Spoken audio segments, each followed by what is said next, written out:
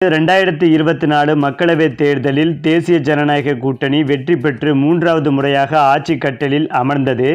இருந்தாலும் பாஜக தனி பெரும்பான்மையை இழந்தது. கூட்டணி கட்சிகளின் உதவியுடன் தான் ஆட்சி அமைத்துள்ளது. எனவே எந்த ஒரு மசோதாவை நிறைவேற்றவும் கூட்டணி கட்சிகள் ஆதரவு அளிக்க வேண்டும். இந்த நிலைதான் மாநிலங்களவையிலும் தனது பலத்தை பாஜக இழந்திருக்கிறது.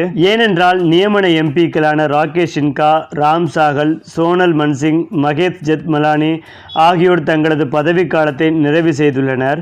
இவர்கள் அனைவரும் மத்திய அரசின் பரிந்துரையின் பேரில் குடியரசுத் தலைவர் திரௌபதி முர்முவால் நியமிக்கப்பட்டவர்கள்.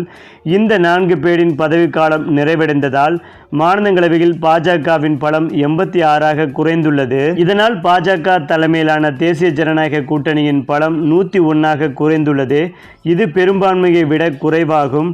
மாநிலங்களவையில் மொத்த உறுப்பினர்களின் எண்ணிக்கை 245. தற்போது 225 உறுப்பினர்கள் மட்டுமே இருக்கின்றனர். எனவே எந்த ஒரு மசோதாவையும் நிறைவேற்ற 113 பேரின் ஆதரவு தேவை. ஆனால் தேசிய ஜனநாயக கூட்டணி 101 பேர் மட்டுமே இருப்பதால் கூட்டணியில் இல்லாத பிற கட்சிகளின் ஆதரவையும் நாட வேண்டி உள்ளது. இந்த சூழ்நிலையில்தான் ஒடிசாவில் பாஜக ஆட்சி கட்டிலில் அமர்ந்துள்ளது. மேலும் சிறப்பான எதிர்க்கட்சியாக செயல்படுவோம் என்று நவீன் பட்நாயக் கூறி வருகிறார். எனவே இவர்கள் ஆதரவை பெறுவதிலும் சிக்கல் இருக்கிறது. இதில் முக்கியமாக ஒடிசா முன்னாள் முதல்வரும் பிஜேடி தலைவருமான நவீன் பட்நாயக் கட்சியின் தேர்தல் நிலைப்பாட்டை எடுப்பதற்கு முன் விரிவான ஆய்வு அவசியம் என வலியுறுத்தி வருகிறார். ஒரே நேரத்தில் தேர்தல் நடத்துவது குறித்து கருத்து தெரிவிக்கும் முன் அனைத்து தகவல்களையும் ஆய்வு செய்ய வேண்டும் என்றார். இதற்காக ஒடிசா இலக்கிய விழாவின் 12வது பதிப்பில் நடைபெற்ற உரையாடலில் நவீன் பட்நாயக் தனது கட்சியின் நிலைப்பாட்டை பிரதிபலித்தார். மேலும் தன்னுடைய நிலைமை குறித்து பேசிய அவர் அண்மை கால வன்முறைகள் மற்றும் சட்டம் ஒழுங்கு குறைபாடுகளை சுட்டிக்காட்டி பேசியிருந்தார். ஒடிசாவில் ஆளுநரின் மகன் சம்பந்தப்பட்ட சம்பவங்களால் சட்டம் ஒழுங்கு பெரிதும் பாதிக்கப்பட்டுள்ளது. குறிப்பாக தலைநகர் காவல் நிலையத்தில் நடந்த சம்பவங்கள் சமூகத்தில் பெரும் அதிர்வலையை ஏற்படுத்தியது என்பதும் நாட்டின் சட்டம் ஒழுங்கு சீர்குலைந்ததை இது உணர்த்துவதும் குறிப்பிடத்தக்கது.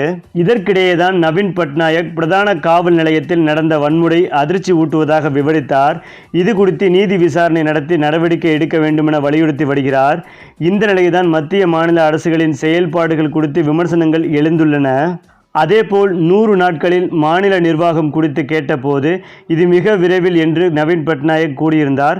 கட்சிக்கு தனது 24 ஆண்டுகால சேவையை நினைவு கூர்ந்த அவர் எதிர்க்கட்சி தலைவராக தனது பணியை தொடர உறுதியளித்தார்.